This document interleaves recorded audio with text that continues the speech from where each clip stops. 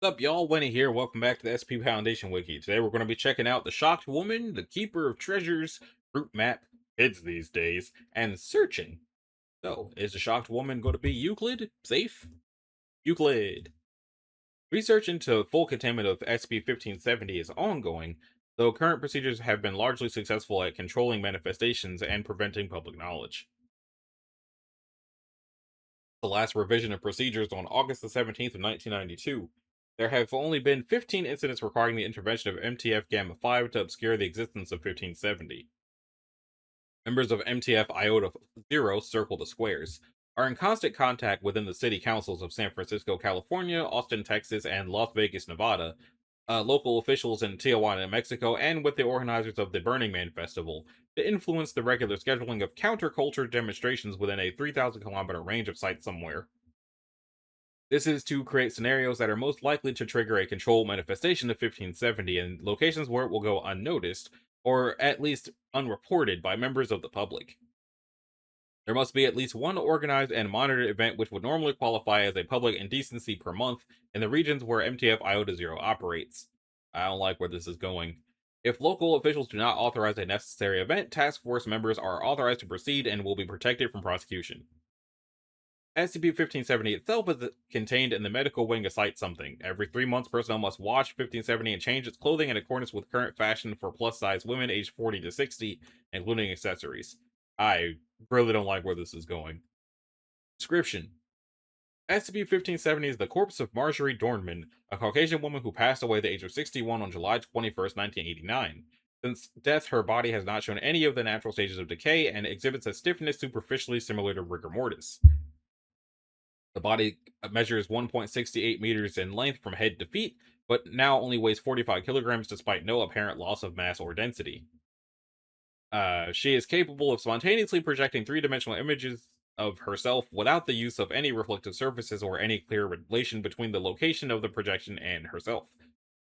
The greatest range at which a projection has been discovered was 4,231 kilometers away at some point, coinciding with the anomalous events of the day, which was redacted by the O5. These projections are usually static and thus far are always broadcast into densely populated urban areas, although on rare occasions the projections have been mobile. See Incident 7 Mexican Flying Bruja for an example of the behavior of mobile projections. The projections are not tangible and will disperse upon physical contact, with the tendency to remanifest again nearby. Projections always display any clothing or items similar to smaller than 1 cubic meter in volume, which are currently in physical contact with 1570.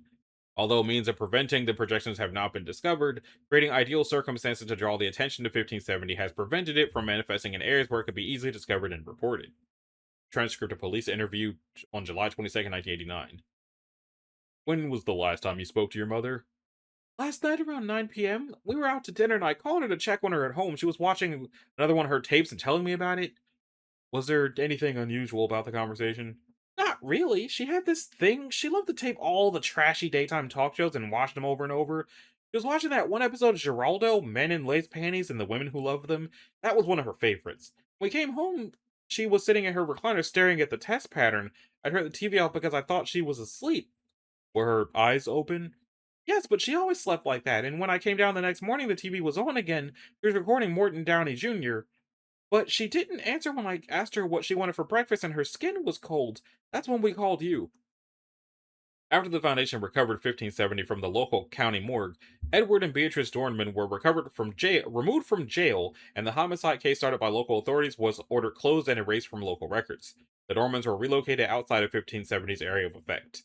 Addendum: analysis of the behavior of SCP-1570's projections suggests an inclination to observe social interaction in dense populations, particularly during displays of public indecency or behavior that would otherwise be defined as obscene by community standards. Capitalizing on this behavior led to current containment procedure, which both controls the phenomenon and makes it less likely to threaten the normalcy of public life. Okay, so it wasn't as uncomfortable as I thought it was going to be, but this is also yet another one that was last touched in October of 2022. How many of these were just from then? Okay, so next up is Keeper of Treasures, which is safe, and it looks like it's just a wallet. SCP-1571 is to be held in a standard containment locker located within Site 77. All items produced by it are to be cataloged and stored in a designated storage locker, also in Site-77. Personnel with Level 2 clearance assigned to the research of the wallet are allowed access to these items at any time. Description: SCP-1571 is a wallet composed of leather, black cloth, and string. The words, "We never forget what's really valuable," are written on the inside flap of the wallet in black felt tip pen. No other identifying marks exist on 1571. When it's kept on the person of one subject continuously, it may begin to produce documents, small items, and photographs related to individuals close to this subject. This effect appears to be based on the subject's memory and current location. Items produced by 1571 will be objects the subject deems valuable in terms of memorability or possessing great sentimental value. All objects produced by 1571 are copies of existing items with changes to their content based on the subject's memory. These changes will usually reflect the significance of the subject places upon the items, with changes often being based on their biases and perception of the object. Evidence suggests significant emotional strain in the individual who most recently carried 1571 triggers the manifestation of new items. In all Foundation control tests to date, all individuals either present or referred to in items manifested by 1571, with the exception of the subject who last handled them, are deceased. SCP-15-1 was initially recovered during a Foundation raid on a Marshall Carter and Dark Limited facility located somewhere in West Virginia.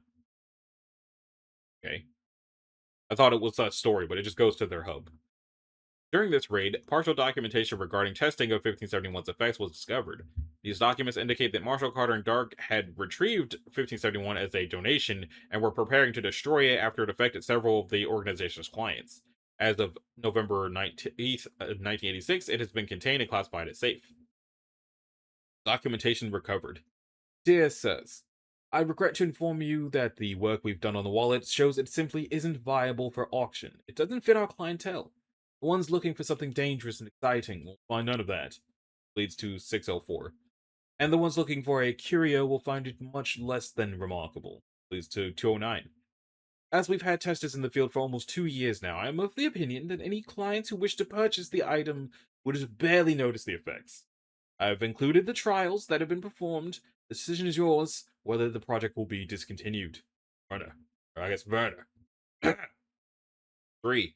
One document tester was noted to have carried the thing for blank months without any effects occurring. The subject returned to their hometown. It manifested several photographs of the subject and the deceased parents, along with fragments of postcards addressed to the subject from a local senior's living home. These were shown to be physically identical to objects found within the subject's home. However, the details of the items produced, such as the expression of the subjects depicted in the contents of the new postcard, were altered. 9, 17, and number 26. Oh, during a trial, one of our less distinguished households, a photo from the blank family household was discovered to portray a newly wedded couple, identical in appearance to the two individuals appearing in a photograph produced by the wallet. In the original photograph, discovered in a broken silver-plated picture frame, the couple stands side by side and only the husband is smiling. The version produced by the wallet features both newlyweds clasping hands and laughing. The wedding backgrounds are identical in both pictures. 17. After the Illinois survey resulted in unremarkable results, we decided to run another in Memphis. This time, the wallet produced items relatively quickly, generating photographs of the tester's sister. The photos resembled those he had kept in a photo album taken during the sister's 16th birthday.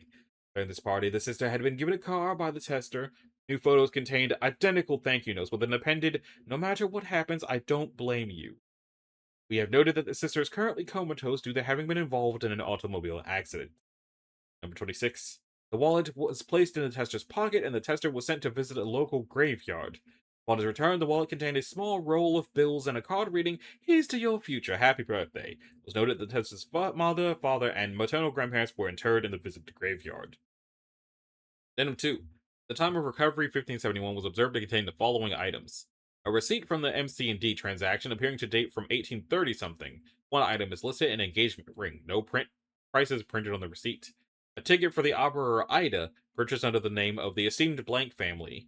Cross-referencing with the corresponding opera house sales record indicates that the Blank family occupied less expensive seats towards the back of the house, while the box seats indicated by the ticket were reserved for a family of a different name. A photograph of an unidentified young man posing with two other male individuals outside a bank. The younger man appears to be the most well-dressed of the trio. A letter written in red ink on a piece of paper torn from a memo pad. Only the words, "I forgave you once," are legible. a small, non-functional pocket watch with the MC&D logo embossed on one side. Alright, and that one, once again, October 2022, what the heck is going on? And it says co-authored. Alright, next up is the route map, which is safe. Hooray! Photograph taken on a 1572 route, or route, depending on how you want to think about it. SCP-1572 is to be held in a standard containment chamber located within Site-77. No personnel are to come into direct eye contact with it, and any subjects found to have viewed it are to be quarantined until it ceases to affect them. It used to say testing of the different routes is currently ongoing, and now it says that it's been discontinued due to the continuous loss of disposable dudes. Demolition of these locations before the subject can reach them will cause 1572's effect to immediately cease. However, this method has been discontinued as a waste of resources. And here it says it's a 1572 induced entity. Description: SP-1572 is an orange sheet of children's construction paper 28 by 43 centimeters in diameter. It appears heavily worn, although it bears no rips or tears. Until it is done. The words secret sick map of backroutes has been written on one side. Any human subject viewing 1572 will see it as a map leading to a location the subject views as significant. These locations will be places the subject identified strongly with from their childhood. Locations have ranged from places the subject has fond memories of, such as carnivals or playgrounds, to more abstract ones. Subjects will report the map as appearing to be crudely drawn with crayons or markers and in childlike handwriting. If the location has been altered or changed since they last saw it, the subject will claim it has always been in its current state. Only one person will be affected by 1572 at a time. Subjects can attempt to use 1572 to reach this area, claiming that it is important that they revisit the location. They will claim recollections of the area which they had no way of knowing prior to viewing the paper, such as the current status of the location and the exact method by which they can travel from their current position to the area shown. Subjects can be persuaded out of attempting this, and 1572 will cease to affect them if they are removed from it for more than 46 hours. As the subject moves closer to the area, they will begin hearing a voice they claim originates from 1572, saying the subject has to reach the location before the sun sets, or else they may remember. After a day has passed, subjects will claim to see entities observing them from a distance, which subjects will describe as being related to the area they are attempting to reach. As the subjects get closer to their destination, these creatures will be visible as incorporeal objects. All manifestations created by 1572 have been incorporeal, but visible to anyone capable of viewing the subject. These persons may also be able to photograph and videotape the entities. Manifestations created by 1572 exposure will follow the subject until they reach their destination, changing their shape based on the locations the subject is in proximity to and the memories they evoke. Entities may appear as neighbors, childhood pets, or forms based on their experiences. For example, the subject who was attempting to reach a childhood home claimed to see reptilian humanoids resembling their deceased younger sister. This subject's sister had died at the age of 4 after being bitten by a snake. Entities may also take on abstract forms which have meaning only to the subject. Testing has shown these forms are not intelligent, changing purely based on the memories and reactions of the subject. Once reaching their destination, subjects will begin to interact with the area as they did when they were children, usually displaying euphoria and sudden athletic ability. If the subject is not viewed while in this area, they may suddenly disappear. For more details, see the testing log. No subjects lost due to 1572 exposure have been recovered since November 16, 1987. 1572 was discovered during investigation into blank blank, a person of interest connected to 1967. It was located inside his home, locked in a wall safe. As of 1987, it has been classified as safe. How long is this testing log? Test A. Show directions to an abandoned building which the subject claimed to have explored while they lived there. They were allowed to reach the area within 3 hours of being exposed to 1572. Once inside, they attempted to enter the building through several side entrances before entering through the unlocked door. They were lost once they went in. And then the next test, the subject led the personnel to a forest and redacted. Personnel noted an abnormally large number of trees with low-hanging branches. Immediately began to climb through the trees, moving with speed and agility not seen prior to reaching the area. The subject was lost after trailing agents were unable to view them through the trees. Next, they led the agents to a crawl space under an uninhabited residential home, identified by the subject as the place they would hide when their father, an alcoholic, was inebriated. Result: subject immediately began crawling into the space once they were released by agents. Agent Ekblad attempted to follow. Agent Ekblad was equipped with video recording equipment. Both the agent and the disposable dude were lost. The next person, after 2 days of travel, D-3246 reached a jungle gym built into the back of an abandoned apartment complex where they grew up. On the trip, they refused to sleep, claiming it would be crushed to death by stompers. Refused to elaborate, but claimed to be able to hear this creature behind any locked door she could view. Subject immediately began to climb into the gym once she viewed it, despite having to be carried to it by agents due to exhaustion. Agents testified the jungle gym began extending into the graffiti found onto the walls of the apartment complex. The subject appeared to climb into the walls of the building and was lost. And the last test, which is DA for some reason, subject reached a small cave system and redacted, which appeared to be almost entirely caved in. They reached the cave by climbing a tree located by a cliff face where the an entrance to the system was located. Subject was lost after entering the cave. Agents reported seeing D-9626 begin falling out of the cave before a human hand reached out of the cave and pulled them inside. Eh. Is it really a cognito hazard if things actually happen to them? I don't think that's a hallucination if the things are just straight up taking them. Especially if other people saw the human hand grab them. Eh. Route map sounds terrifying. Kids these days. What the heck? Well, it's Keter, but what? I mean, I guess thanks for the dark mode, but what? Alright. Foundation personnel are, oh, I don't like that picture. Foundation personnel are only permitted to enter SCP-1573 for exploration and testing purposes. Subjects determined to be migrating towards 1573 are to be tracked, located, and detained if possible. Applicable. Subjects within that are attempting to exit are to be amnesticized and reinserted. All one instances exiting are to be contained off-site for further experimentation. Standard terminations are approved in cases where containment cannot occur. In the event that Foundation personnel are compromised by the anomaly, they are to be reminded that one instances are not children. Description: SCP-1573 is the town of Telerana, estimated to be approximately 100 kilometers away from Delicias, Mexico. It possesses minor anti-memetic properties that conceal both the exact location of the town and the identities of people living within it. Regardless of this, subjects and Foundation personnel have still been able to access the region, although different methods have been used on a case-by-case basis. These methods include subjects suddenly understanding the location of 1573, the way, and instantaneous translocation to the town. 1573 also contains spatial altering phenomenon, as no perceivable increase of the town's size or area of effect has been detected despite an increasing population. See census investigation. And this is a captured instance of an unknown subject within 1573. I do not like that picture. Several miles of cable and electrical wire extend below the surface of 1573, originating from the town's square. These wires terminate without any connections or into other powered components. The purpose of these remains unknown. Within the center of 1573 is an 8-meter tall statue primarily composed of steel, silica glass, and plastic sheeting. It acts as a trigger for both the secondary anomalous attributes, which allows 1573-1 to manifest. Seeing that picture out of the corner of my eye makes it look like the smile is stretching even wider. I really do not like this picture.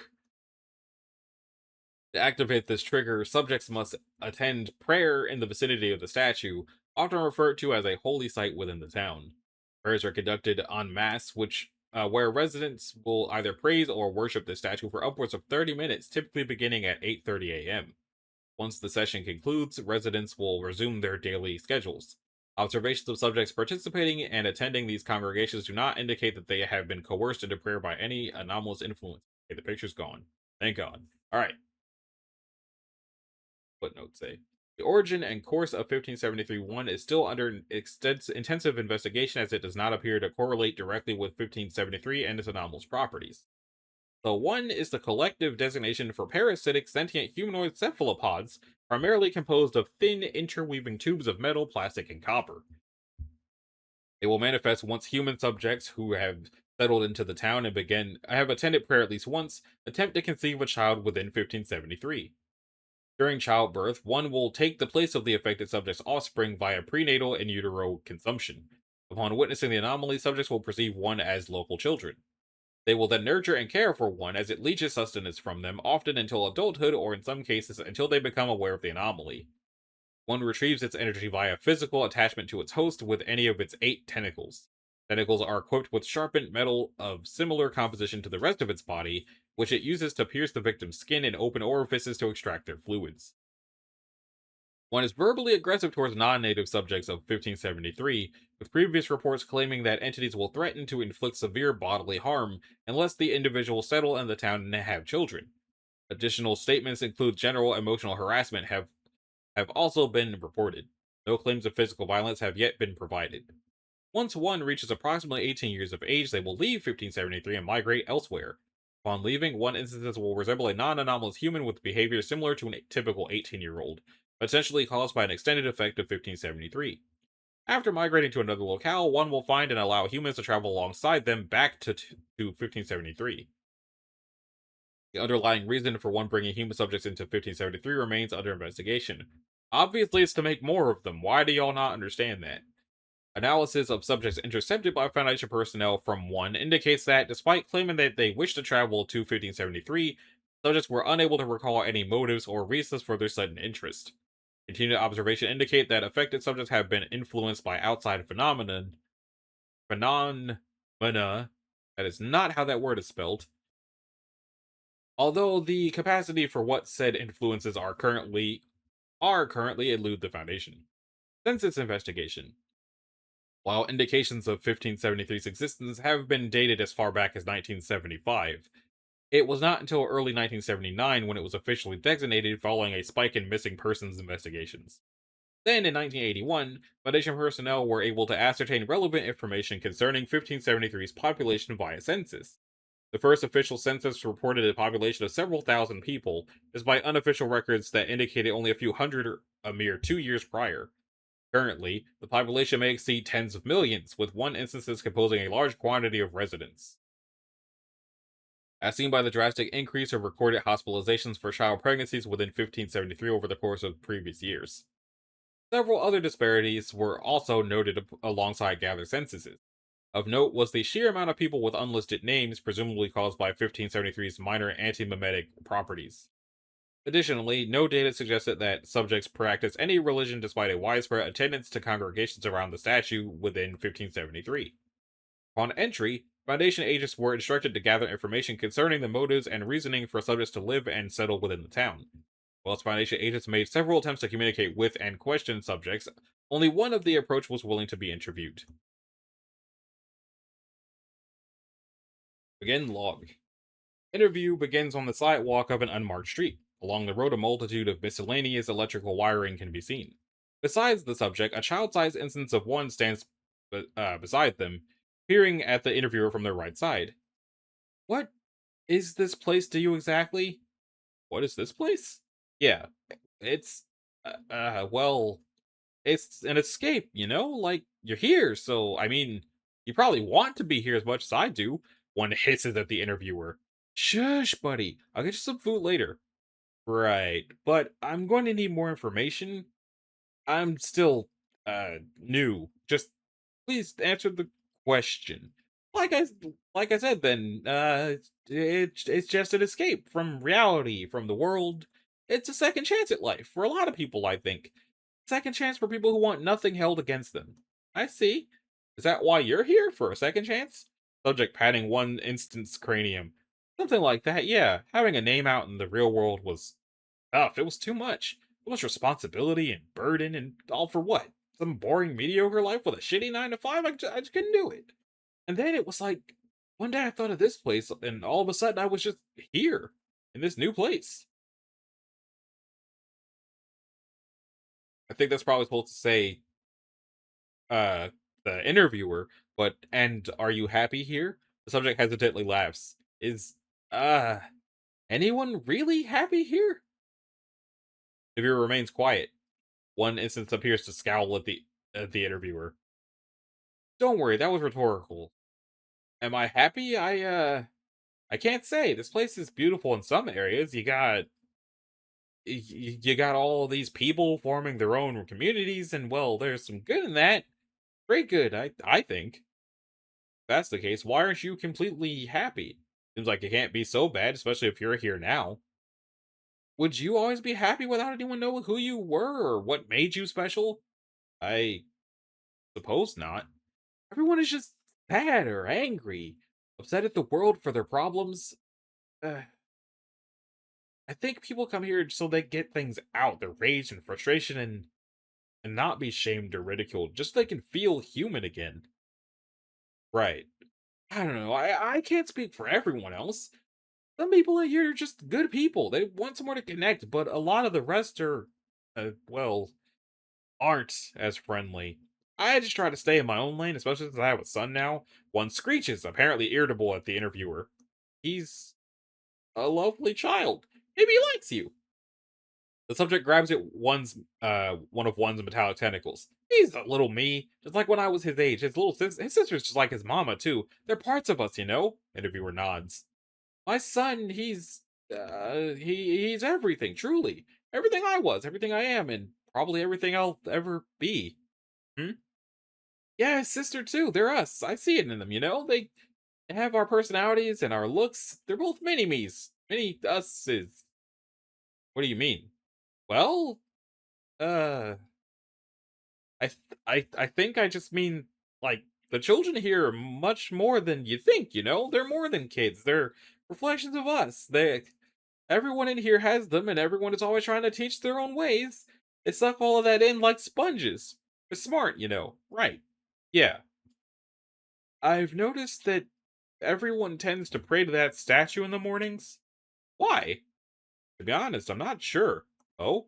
I mean, it's like what everyone it's like what people outside do to movie stars, actors, those types of people everyone admires and idolizes, and it's like that. At least for me, that is. Hmm. It makes everyone feel better. We feel whole when we pray. We ask for forgiveness, and it just comforts us. It's not really a religion, I don't think. All of us are that statue. It's representative of everything. People who live here in the town itself. I mean, it's what's the word? Synonymous? That. Everyone recognizes the town for what it is. You know, without it, we wouldn't have anywhere to stay, nowhere to thrive. Sure. That makes sense? Of course, well, somewhat. I'll have to look into it more later. Thank you, sir. That'll probably be all for now. End log. Recovered document. After further exploration, it was revealed to Foundation personnel that the initial founder of 1573 was one Tim B.L., had been reportedly buried outside of the region prior to his death. His grave was eventually discovered, and excavations were later approved. Upon retrieving the body of Tim B.L., a note was uncovered that had been left near the coffin. Its underlying purpose and meaning is still being ascertained, although most of its contents remain indecipherable. To whom this may concern, it was my belief that this place would be a place for true freedom, not tied down by governmental or societal constraints. A single place for hundreds and thousands of communities to live and expand, to grow independently, or to collaborate alongside others in good standing faith. Those who came here would be free to live their lives as they wished, not or how to save their tarnished names from the rest of the world. They were to remain unnamed for the sake of themselves and for the sake of our home. This was the point of this town. True anonymity. My home was intended for so much more. It was protection from who they were, from what they were. However, as I lay on my deathbed, I cannot help but see the illusions of creatures being here. I thought I thought that they could see the demons for what they were and destroy them at all costs, but they let them live and flourish. I was unable to stop this threat directly. I've come to realize that these things are not coincidental. In the beginning, I believed that they were merely creatures. As my beautiful home festers in the worst of human nature derived from those without a name, so too were these demons born. The demons now live among us in the physical world. They may share the face of innocence, but deep down, they are the wicked personas of those who created them, those with malice in their hearts and boiling anger throughout their souls. It deeply saddens me to see this. I wanted to get rid of them myself, but I was too weak to stop it all. If anyone finds this, I must ask that you remind the town these creatures are not our kin. Please help a dying man. Let the town of Lored become free of the monsters that lurk within our people. Says the red, another name for 1573, which when translated from the Spanish means the web. And this one was last edited October of 2025, not 2022. Thing. So it sounds like what that was just meant to be a refuge for people whose lives were so bad they just wanted to get away from it all, but they lose their identities, and then these creatures show up and just suck everything out of them. And so now there's just weird tentacle monsters made out of metal that are just the concentrated essence of everything bad about these people, and the people are just slowly becoming nothing at all. What it sounds like. Although I'm not sure why that would be Keter, because Keter is for stuff that they can't contain, but it's just a town. I'm pretty sure they could just nuke it. But they probably aren't going to do that because of all of the innocent people. They should try destroying the statue. That might do something. Anyway, that brings us to searching. Because if the, oh, it's another Keter. Oh, great. But if they can't, if the monsters don't happen until they pray to the statue, then praying to the statue probably has something to do with it, and they should probably try destroying the statue. That's what I think. Not that it matters. Unless somebody's going to see this video and then go update it, but I don't think. I kind of doubt the people who write this website see these videos. If they do, try destroying the statue. Anyway, this is also a Keter, so not very long, unless it's fake.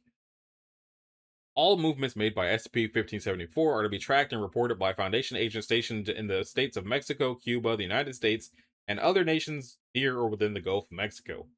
Any changes to its appearance are to be logged, in addition to any changes to its location. Currently, work on disabling 1574's cloaking mechanism is ongoing. Any subjects witnessing the anomalous properties are to be issued Class B amnestics. As a documentation of the manifestation. In the event that SCP-1574 begins approaching a Foundation site or any other area known to house anomalous items, the area is to be evacuated and all anomalous items removed until it passes.